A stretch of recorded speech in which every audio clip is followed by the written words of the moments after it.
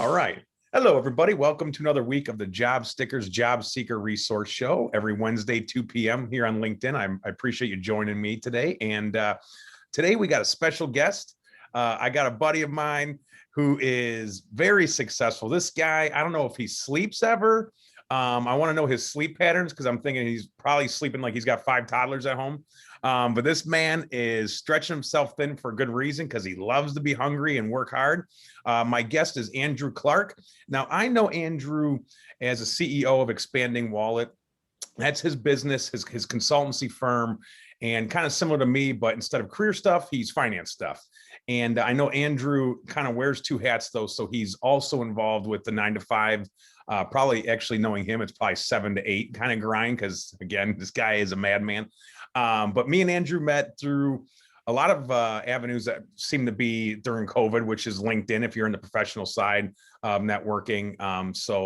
And I had spoken with Andrew on his show, which he'll tell you about at the end of the show. He's going to plug some things, but and just the guy is a wealth of knowledge. He's got some really good friends that were part of the show. And so I just kind of spitball with him and asked if he'd like to join us this week.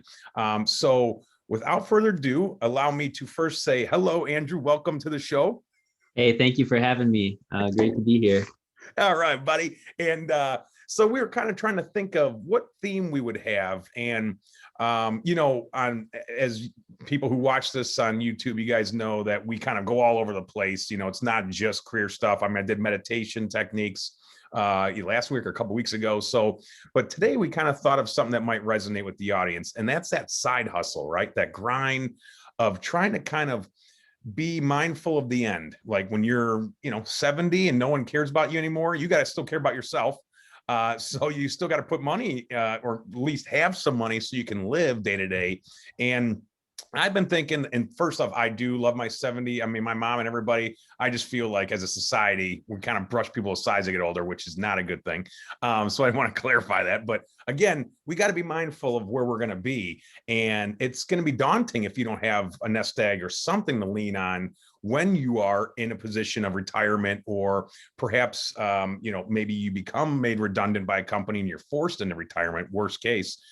So we were kind of spitballing. We're thinking, let's talk about what he does for work because it's a great career and few people know about it, and talk about how he manages working while starting the side hustle in a business that he's passionate about, and perhaps maybe eventually will become a full-time gig, as he progresses through his career, which we'll find out. But I do want to let him speak about just what it is he's doing and kind of let him take the floor. And if anybody has questions, feel free to ping them in the chat box. But so yeah, Andrew, just tell me a little bit about what's on your mind with this dual beast that is your life in your career.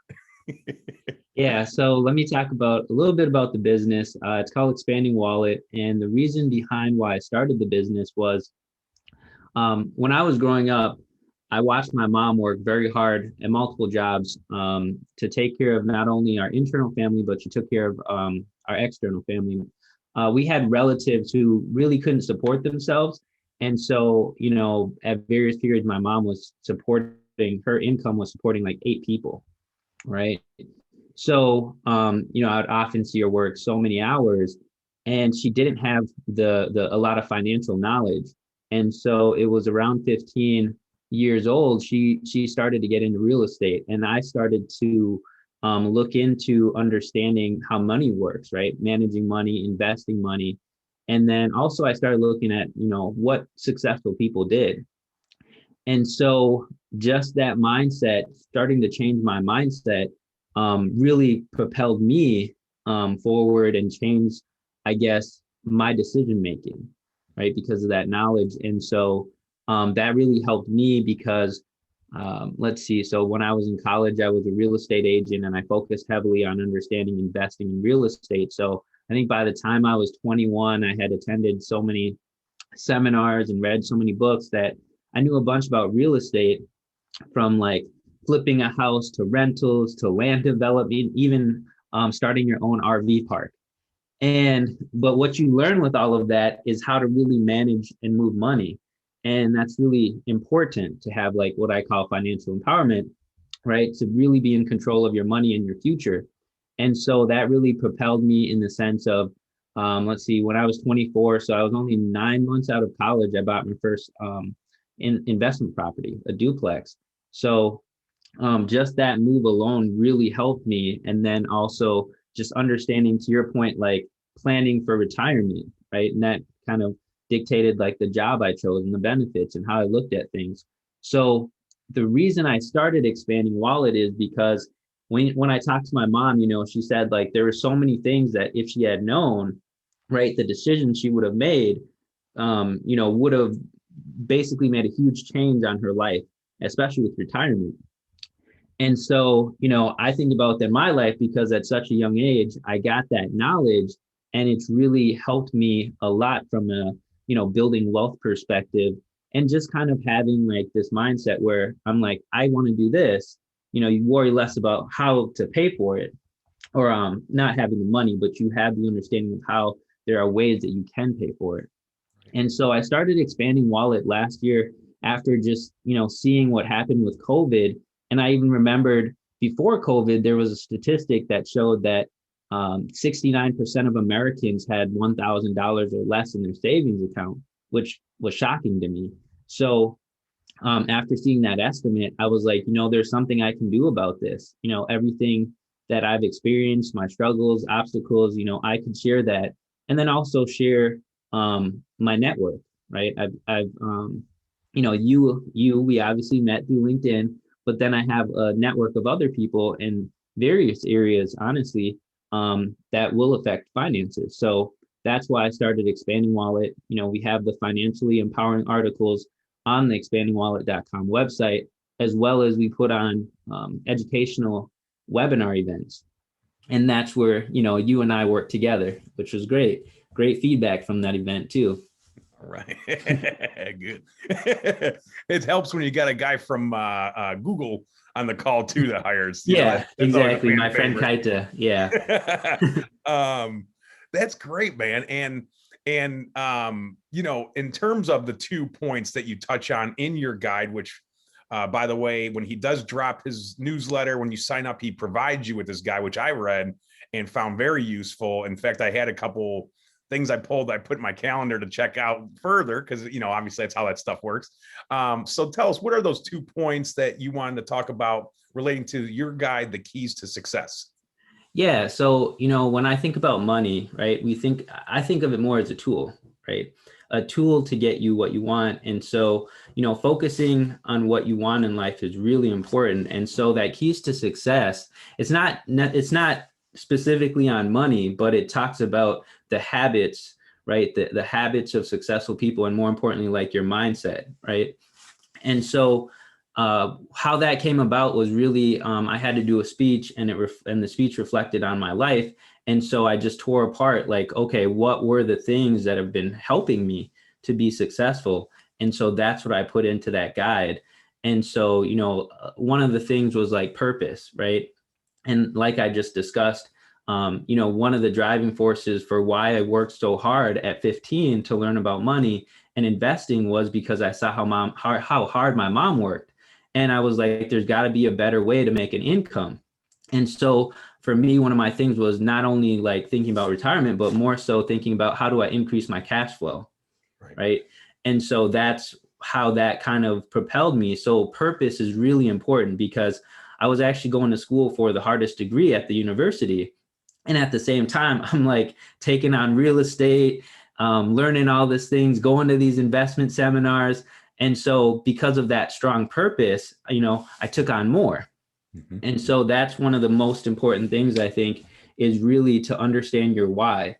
And the stronger your purpose is, the stronger your why, that's just going to propel you further. So that's one of the keys I wanted to definitely talk about. That's absolutely correct. And that's why I try to preach to a lot of my clients too, is it is a mindset shift. With anything in life, I know with me personally, I was 350 pounds after, I was out in LA and burning a midnight oil, kind of doing 2 things with, entertainment business. And then my recruiting, when I recruited, and you neglect certain things when you have that balance is off, right? You're doing too much work, and then some personal stuff starts lingering down here. And that, I wasn't going to church, like all these things that I had kind of groomed me for who I was.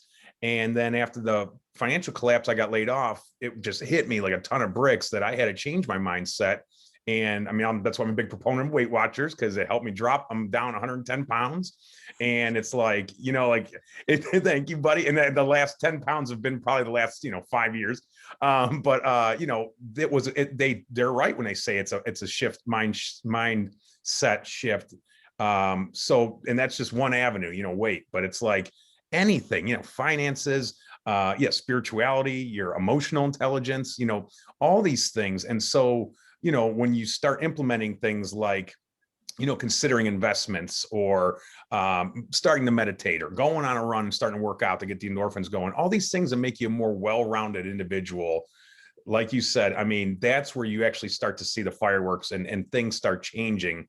And I'm a big proponent too of like giving back. That's why we're flopping like webcasts right now. It's like, go out and share value, because this is such adage from the old days, but it's like no one still, I think there's some people are starting to get used to it, but it's like, go out and open yourself to the world and don't expect them to pay you for it. Eventually people will come and knock on your door to actually pay you to do something then.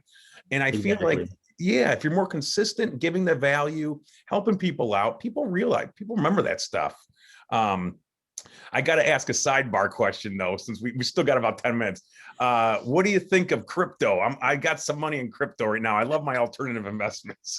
Yeah. So, I mean, that's actually a good point. So I was kind of late. Well, I don't want to say I was late to crypto, but I wasn't one to heavily invest in crypto, but I did start investing back in 2018. Mm-hmm. And so I would basically dollar cost averaging. So basically just kind of put in the same amount on a consistent basis. So if it's, $50 a month, whatever it is. Yeah. And, I just did that kind of like you said, as an alternative investment.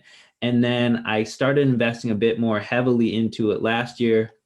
And then into this year, just looking at, the current situation of the world with the pandemic, right? And we have governments really supporting people and printing out a lot of money, right? Mm-hmm. So then we run into inflation. And so basically what your dollar can buy you is going to decrease. So just that alone, I'm like, crypto looks really like a really good investment. And there's other things too. And like I said, I'm still learning a lot more about it myself.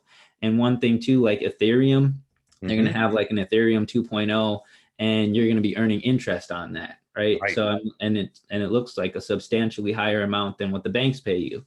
Right. So, just even more reason, right, to get into that. Yeah. And if people out there, if you're not investing, I mean, whether it's crypto, stocks, real estate investment trusts, what have you, get into them. I mean, there's so many ways that kind of like ETFs. Yep. You can get in a pool of stocks. They call them ETFs. And essentially, if you're like, I just like I love tech stocks, go find an ETF that has all tech stocks. And then you don't have to worry about individual companies. You can actually just play the actual market, that industry.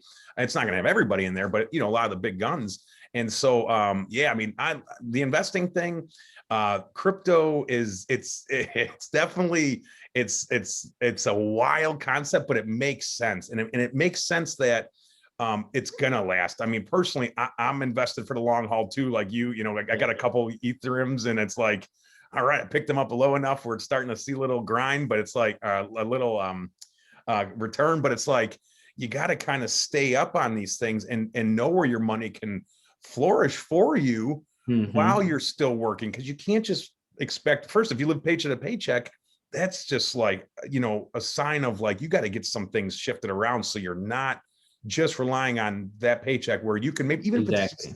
put $10 a paycheck. At the end of the month, you get $40, $50, put it into something. Exactly. Right. I'm a big proponent of Fundrise right now. I love Fundrise. I was just going to talk about them too, because I was going to say, one of the things that I've realized is, if you look at the technology, right, when I was 15, 16, 17, the things that we have available now, I didn't have. I mean, even YouTube was like cat videos, silly videos, funny videos. Facebook, I didn't know about it. It was really for college students at that point. So there's just so many opportunities to invest your money, even if you don't have the time to sit there and look through stuff. And what I wanted to say was, one of the things is for my actual job, which, we'll touch on in a little bit, but, I used to travel all the time. There was about 18 months where I was traveling every single week. And so if you have a real estate business like I do, it's really hard to do real estate. And so to your point, Fundrise is a REIT. It stands for Real Estate Investment Trust Company. And so similar to ETFs, but instead of a bunch of stocks, they're putting your money into real estate. And so it's a beautiful way, especially for me as like a real estate investor. Well, if I don't have the time to actually go out and buy these properties, I can put my money with Fundrise. And now I'm invested in apartment buildings and, whatever else they got going on, skyscrapers. Yeah. And they give you a lot of detail too on what they're investing in. So I'm a big fan of theirs too. Anything that gets you 8 to 10% a year, like my father-in-law says, the stock market is doing things we've never seen before these past few years, whatever, that are just, you're not going to expect 30% returns every year. So it's like, exactly, be modest, but gone are the days of CDs where I remember I got a CD back in, 07 or something before the meltdown, and they were like, 3%, 4% almost. And I was like, wow, it was like a really, now they're like 0.75%. It's like, man, I don't need you, bank. I'll go to Fundrise. I'll guarantee 8% and watch the money grow. It's like a no-brainer, all right, so let's get to, tell me about your day job and explain what it is you do before we wrap up with the final question. Let me hear about the day, because I really want to know too. Okay, so the day job. So a little bit background. So I do have an engineering degree. I have a biomedical engineering degree. Basically, that means I was trained to make medical devices, but I realized I wanted to do a job that allowed me to travel, out of high school or out of college. So love to travel. And I ended up actually getting into the biotechnology field. So that's actually more on the pharmaceutical side. And that just means that those drugs or medicines, they're made by genetically modifying. Usually it's a cell and then it produces a protein, and it's actually the protein that is usually injected into your body. That's actually what the medicine is.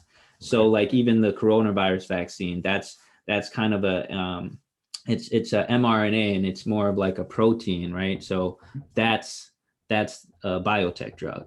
Okay. And so as my job, I'm an IT software consultant in the biotech industry, and I work with the scientists and other engineers to actually manufacture the drugs, and I actually configure the system that's used to make them. And so that's what I do for work. Okay. And then to wrap up, I know me and you could probably have a part 2. We'll definitely have to explore that maybe in a month or something, kind of make it all we could just talk about investing all day. I did want to say one thing on that real quick on the job, but I did want to say on the job, because not a lot of people know about the field, but it is a really high demand field right now, especially because of what's going on with the virus and the vaccine. And it's really brought more demand to this type of work, especially, because I'm on the manufacturing side. So, and with the advances in AI and genetics, I just continue to see this thing just growing. So it is something to look into. MES Consulting stands for Manufacturing Execution Systems. That's what I work on. So look into it. I appreciate that. And I will piggyback on that and say, I have not seen as many biotech people prior to, up until maybe 4 years ago, roughly, or something right around there, where now it's like, you're right. It is a lot of people in the space. And I think I'm glad you mentioned that as an opportunity for folks out there that might be trying to, what are some high rising, kind of progressive industries that are here and now, but still have that war on talent, trying to find the right people to plug in. And, some of the saturated kind of things that are out there, especially right now with good talent on the bench, you might get a little beat up and try to, and kind of, lack the confidence because, you think, oh, there's too many people. I'm not going to, well, then maybe consider something like a biotech industry and find your role and where it might fit into that industry. Same thing with, like right now I'm seeing a lot of analysts and stuff. of course, because data is, the most valuable commodity in the world now, but it's so saturated. So it's like, hey, maybe consider doing data in the biotech space, because again, biotech space needs help. I mean, there's a lot of industries that need help, and that's one of them. So for you guys out there considering it, go start with a Google search and start going in some holes, but make sure you stick to the ones that know what they're talking about too. All right, final question. What message do you have for people that want to be successful? Ooh, great question. So I would say first, just know that you have greatness within you, right? So you already have it in you. You might just have to do some work to bring it out. But even just being here and doing like this interview, I have been a person where I don't like public speaking. I was really shy about it. But once I started the business, I realized that that's something I needed to work on. And so, I reached out to a friend of mine who's an international public speaker, and she coaches people. So she's one of my coaches. I've worked with Les Brown in his program. I don't know if you know Les Brown, but, one of the top motivational speakers in the world. He's actually a legend in the speaking world. So the beautiful thing about life, right, is that we have the ability to transform, right? We have the ability to transform ourselves, and then what goes on outside of it. And that's the biggest thing, is that transformation starts from within, right? So you got to just work at it every single day. And so that's probably my biggest message, just if you want to be successful, put the work in, put the focus there, dedicate time, protect that time. That's probably one of the hardest things too, protecting that time. And then, just think about like a caterpillar, right? It creates the cocoon, goes in the cocoon, and then comes out as a beautiful butterfly. So, you have that inside of you already, just like the caterpillar becoming the beautiful butterfly. So that would be my advice on success. And then real quick, if they want the Keys to Success guide, you can get that at expandingwallet.com/success. That's great. Oh man, thank you so much for being on the show today. And no problem. And let that resonate, everybody. Stick to it, research, learn, adapt what you learn, try to execute, and really figure out your next move, and go all in, because you can't half anything anymore. Imposter syndrome is real too, though, but don't let it beat you up too much, because you, like he said, you are a great person. And if you can figure out just kind of what your niche is and learn as much as you can, one day you're the one giving the advice. So I appreciate it. And also check out Zig Ziglar's narratives. Maybe give yourself some positive sayings in a mirror every morning and night too. I'll tell you, this weird little subconscious thing back here does things. It's wild, but look into that too, because I've been started doing that. And it really helps with just clearing out the cobwebs sometimes when we tend to beat ourselves up. So, but be gentle to yourself, guys. And we will definitely have Andrew back on. So thank you again, expandingwallet.com. You got to follow him. I'm on his newsletter.